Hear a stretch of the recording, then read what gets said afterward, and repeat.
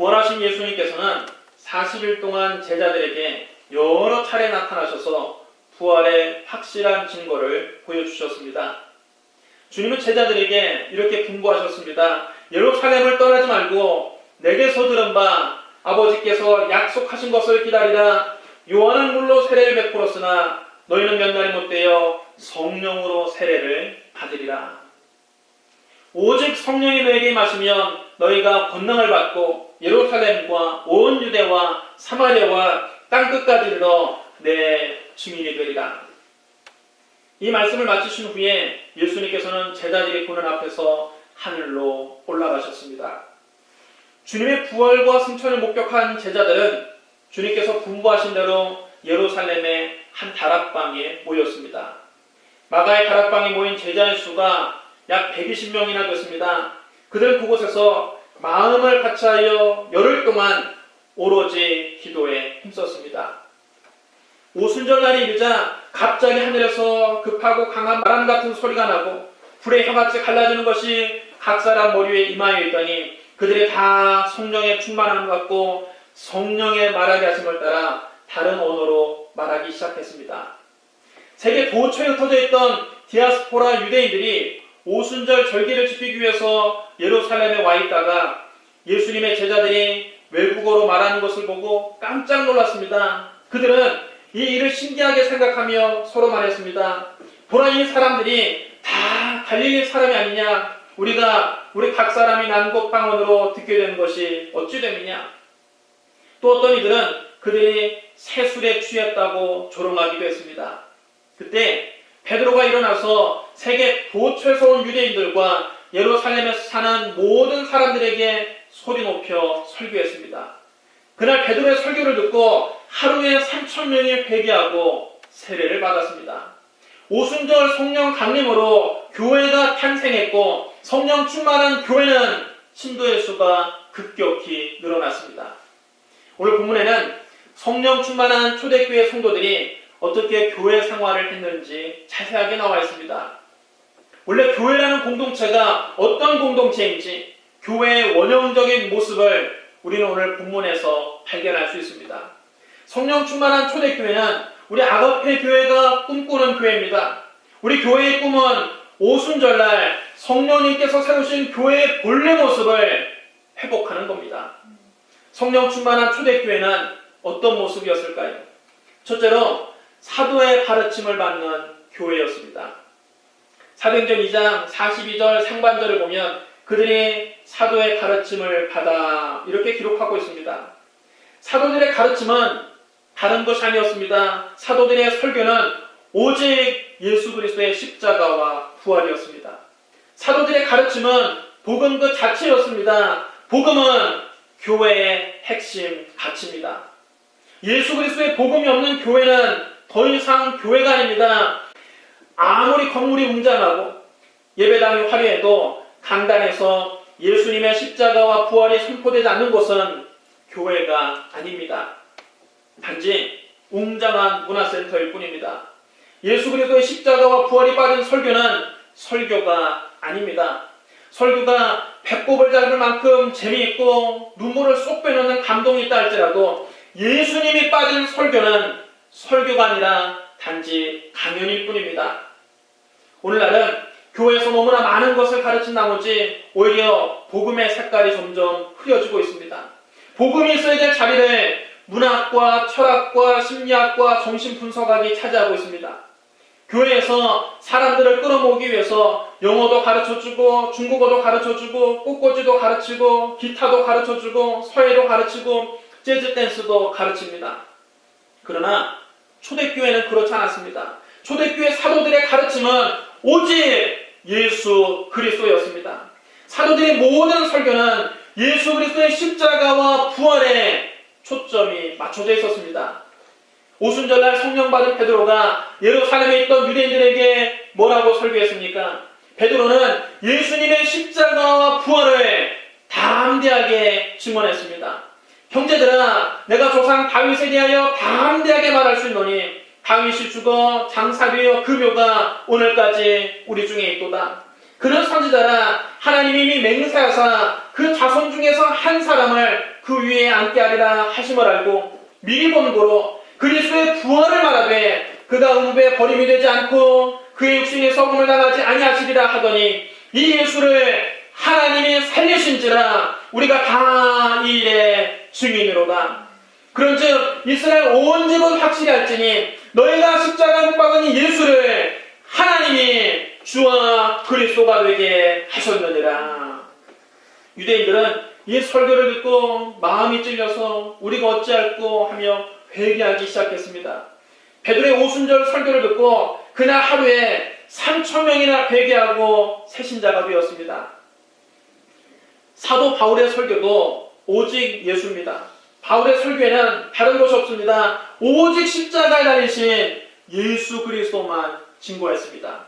사도 바울은 이렇게 고백했습니다. 나는 8일 만에 할례를 받고 이스라엘 족속이요 베냐민 지파요 히브리인 중에 히브리인이요 율법으로는 바리새인이요 열심으로는 교회를 박해하고 율법으로는 흠이 없는 자라. 그러나 무엇이든지 내가 유익하던 것을 내가 그리스도를 위하여 다 해로 여길 뿐더러 또한 모든 것을 해로 여기면 내 주 그리스도 예수를 아는 지식이 가장 고상하기 때문이라. 내가 그를 위하여 모든 것을 잃어버리고 배설물로 여기면 그리스도를 얻고 그 안에서 발견되게 함이니 내가 가진 의는 율법에서 난 것이 아니요 오직 그리스도를 믿음으로 말미암은 것이니 곧 믿음으로 하나님께로부터 난 의라. 내가 그리스도와 그 부활의 권능과 그 고난의 참여함을 알고자 하여 그의 죽으심을 본받아 어떻게 해서든지 죽은 자 가운데서 부활에 이르게 하노니 내가 이미 얻었다함도 아니요 온전히 이루었다함도 아니라 오직 내가 그리스도 예수께 잡힌 바 된 그것을 잡으려고 달려가노라. 사도 바울은 그렇게 좋은 가문에서 태어났고 그렇게 좋은 교육을 받았고 젊은 나이에 랍비라 불리며 존경받는 위치에 올랐지만 예수 그리스도를 만나고 그 모든 것을 다 배설물로 여겼습니다. 그리고 이렇게 말했습니다. 내가 너희 중에서 예수 그리스도와 그가 십자가에 못 박히신 것 외에는 아무것도 알지 아니하기로 작정하였음이니라. 내게는 우리 주 예수 그리스도의 십자가 외에 결코 자랑할 것이 없으니 그리스도로 말미암아 세상이 나를 대하여 십자가에 못 박히고 내가 또한 세상을 대하여 그러하니라. 이처럼 성령 충만한 설교는 예수로 충만합니다. 성령 충만한 사람은 앉으나 서나 예수만 생각합니다. 성령 충만한 사람은 자나깨나 그리스도만 묵상합니다. 성령 충만한 사람은 입만 열면 예수 그리스도를 자랑합니다. 성경에 어떤 말씀을 가지고 설교를 시작했든지 결론은 항상 예수 그리스도입니다. 저는 우리 교회가 문화센터로 전락하기를 원치 않습니다. 제가 강단에서 전하는 이 메시지가 재미와 감동을 주는 강연으로 끝나기를 원치 않습니다. 저는 지금까지 예수 그리스도의 십자가 중심의 설교를 하려고 노력해왔습니다. 앞으로도 저는 예수님의 피 묻은 십자가 복음만을 전할 것입니다. 저는 초대교회 사도들처럼 예수 그리스도의 십자가와 부활을 원색적으로 증거하는 설교자가 되기를 원합니다. 저와 여러분이 예수님만 바라보고 예수님 때문에 행복하고 예수님 한 분만으로 만족하고 예수님만 높이고 예수님만 자랑하기를 바랍니다.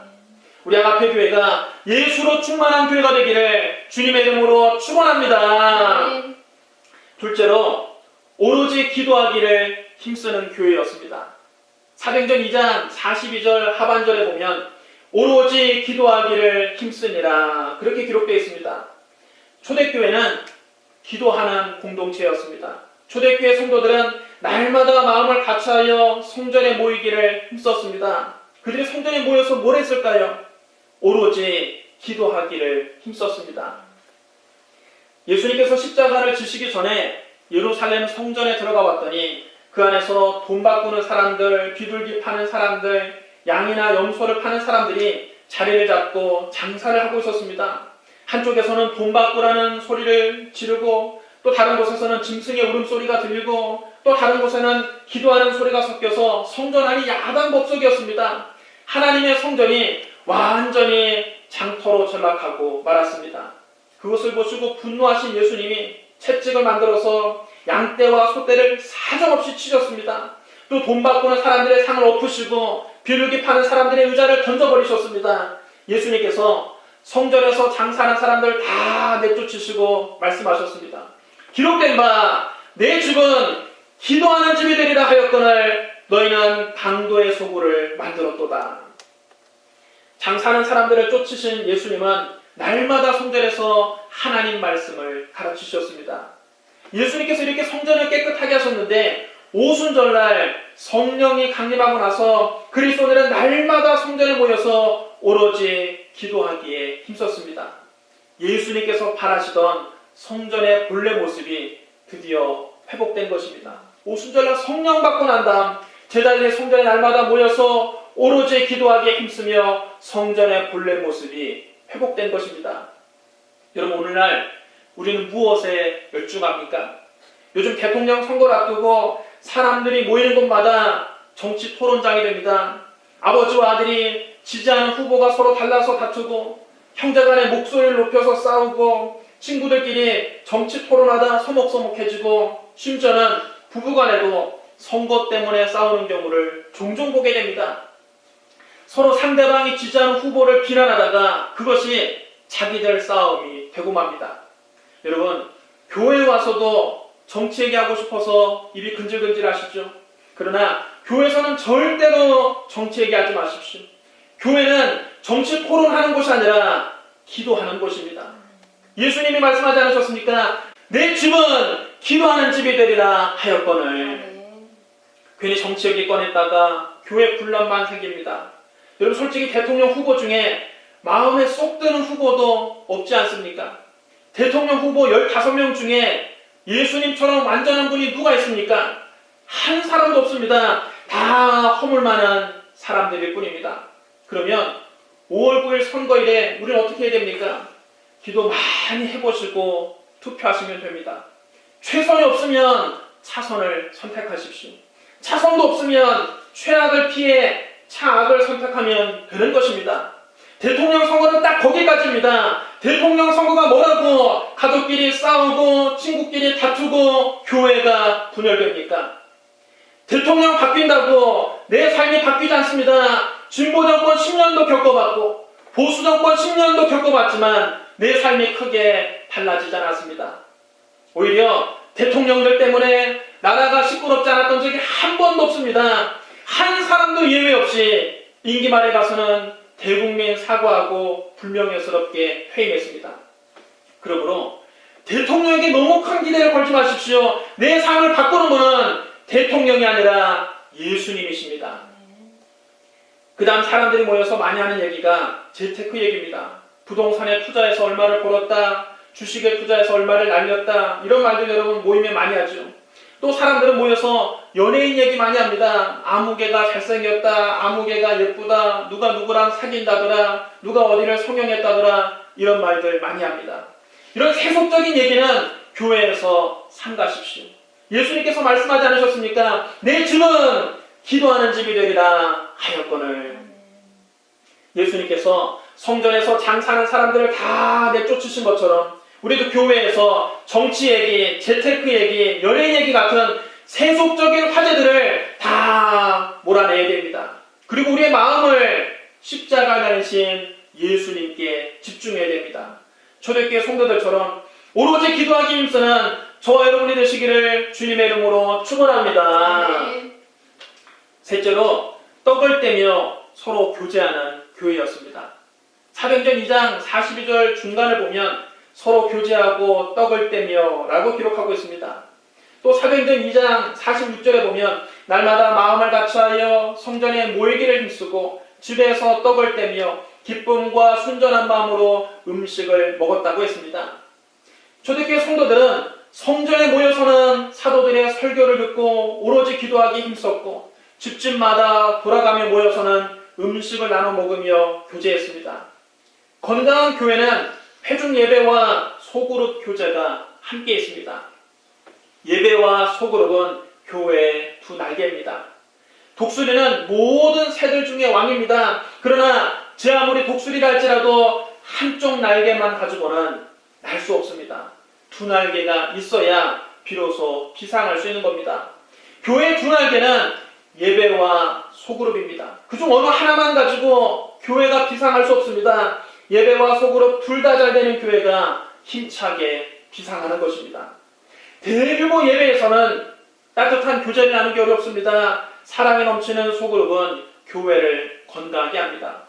초대교회 성도들도 성전에 모여서 말씀을 듣고 기도했을 뿐만 아니라 각 가정에 나눠 모여서 떡을 떼며 기쁨과 순전한 마음으로 음식을 나눠 먹고 교제했습니다. 우리 아가페 교회도 사랑과 교제가 풍성한 소그룹을 많이 만들어갈 것입니다. 현재는 우리 교회 자체가 하나의 소그룹이기 때문에 지금 당장은 소그룹이 필요하지 않습니다. 그러나 교회가 성장해감에 따라 소그룹이 필요할 때가 옵니다. 성도들이 많아져서 한 자리에 모여서 교제를 나눌 수 없게 될 때 우리는 구역을 비롯해서 연령별, 직업별, 동호회별 소그룹을 조직해서 사랑과 교제가 풍성한 교회가 되도록 할 것입니다. 그래서 교회가 아무리 커진다 할지라도 지금과 같은 가족적인 분위기를 잃지 않는 교회가 될 것입니다. 교회에는 언제나 사랑이 넘치는 성도의 교제가 있어야 합니다. 우리 교회가 그리스도 안에서 사랑이 넘치는 공동체가 되기를 주님의 이름으로 축원합니다. 넷째로 기사와 표적이 많이 나타나는 교회였습니다. 사도행전 2장 43절을 보십시오. 사람마다 두려워하는데 사도들로 말미암아 기사와 표적이 많이 나타나니. 초대교회는 말씀과 기도만 있었던 것이 아니라 기사와 표적도 많이 나타났습니다. 오순절날 성령 충만함을 받은 제자들이 성령의 말하게 하심을 따라 다른 언어로 말하기 시작한 것도 놀라운 기사요 표적입니다. 베드로와 요한은 나면서부터 못 걷게 된 사람을 예수 이름으로 일어나 걷게 했습니다. 아나니아와 삽비라는 사도들 앞에서 거짓말을 하다가 그 자리에서 죽고 말았습니다. 온 교회와 이 일을 듣는 사람들이 다 크게 두려워했습니다.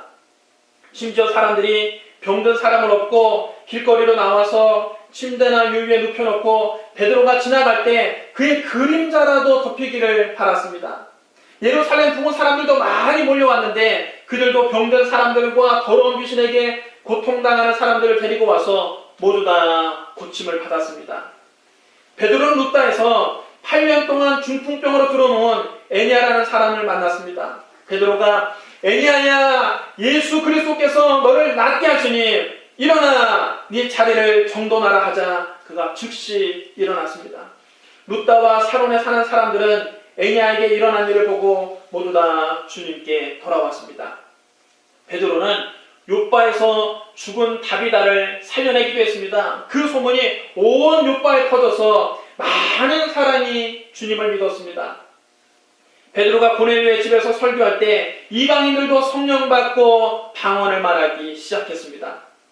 헤롯이 베드로를 잡아 감옥에 가두고는 군인 16사람을 4인조로 나눠 지키게 했습니다. 그러나 하나님의 천사가 나타나 베드로를 감옥에서 빼내었습니다. 베드로가 천사를 따라 감옥에서 나올 때 철문이 저절로 열렸습니다. 바울과 바나바가 쿠브로에서 전도할 때 유대인 마술사이며 거짓 선지자인 바에수가 전도를 방해했습니다.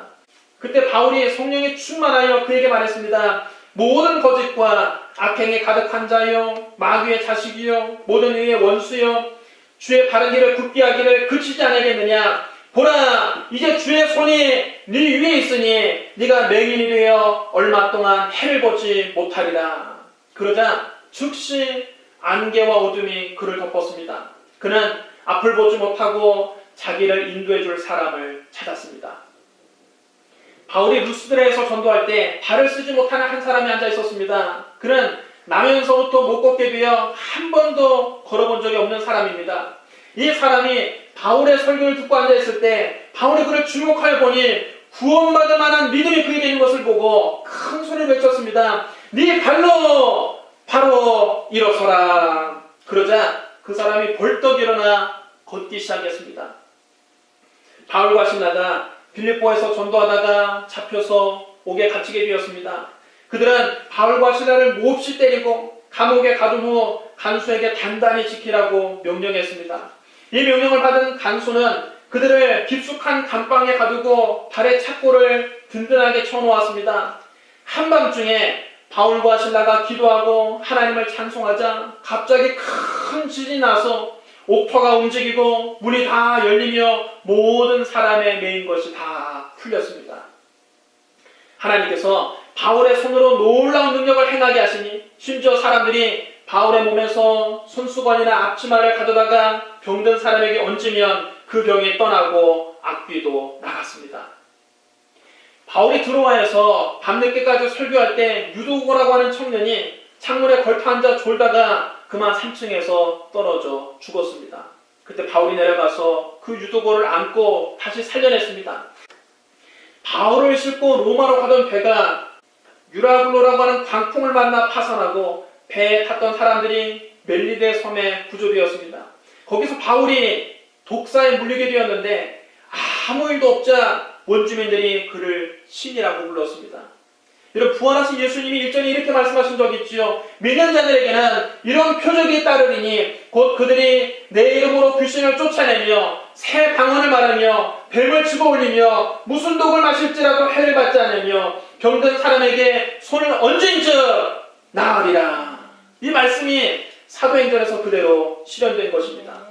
여러분, 우리 교회도 초대교회처럼 예수 그리스도 이름으로 기사와 표적이 많이 나타나는 교회가 되기를 주님의 이름으로 축원합니다. 다섯째로 모든 물건을 서로 나눠 쓰는 교회였습니다. 사도행전 2장 44절부터 45절입니다. 믿는 사람이 다 함께 있어 모든 물건을 서로 통용하고 또 재산과 소유를 팔아 각 사람의 필요를 따라 나눠주며. 초대교회 성도들은 물질을 나눌 줄 아는 사람들이었습니다. 어려운 교우를 보면 기꺼이 자기의 물질을 내놓았습니다. 그들은 그리스도의 피를 나눈 형제 자매가 되어 한 가족처럼 신앙생활을 한 것입니다. 주님은 내 이웃을 네 자신과 같이 사랑하라 말씀하셨습니다.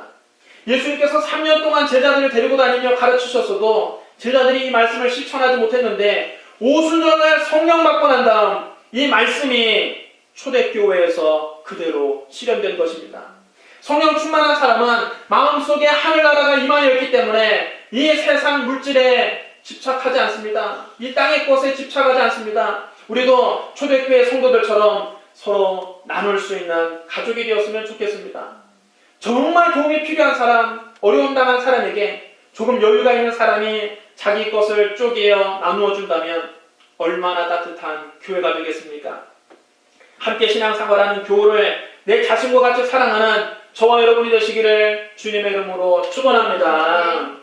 사랑하는 성도 여러분, 초대교회는 사도의 가르침을 받는 교회였습니다. 오로지 기도하기에 힘쓰는 교회였습니다. 떡을 떼며 서로 교제하는 교회였습니다. 기사와 표적이 많이 나타나는 교회였습니다. 모든 물건을 서로 나눠 쓰는 교회였습니다. 그들의 삶이 믿지 않는 사람들의 눈에도 너무나 아름답게 보였습니다. 그래서 교회는 온 백성에게 칭송을 받았습니다. 사도행전 2장 47절에 이렇게 기록되어 있습니다. 하나님을 찬미하며 또 온 백성에게 칭송을 받으니 주께서 구원받는 사람을 날마다 더하게 하시니라. 이것이 교회의 품격입니다. 이것이 진정한 부흥입니다. 이것이 우리 아가페의 교회가 꿈꾸는 모습입니다. 우리 교회가 하나님을 찬미하는 교회, 온 백성에게 칭송받는 교회, 주께서 구원받는 사람을 날마다 더하게 하는 교회가 되기를 주님의 이름으로 축원합니다. 우리 기도하겠습니다. 사랑이 많으시고 거룩하신 하나님 아버지, 오순절 성령이 강림하시고 교회가 탄생했는데 그 교회 모습이 너무나 아름답습니다. 하나님, 우리 아가페 교회가 초대교회와 같이 성령 충만한 교회가 되게 하여 주시옵소서.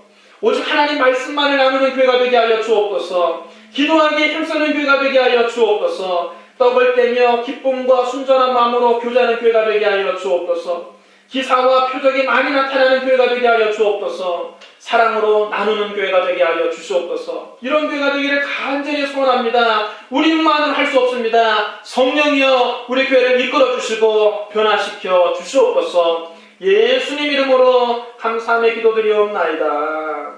아멘.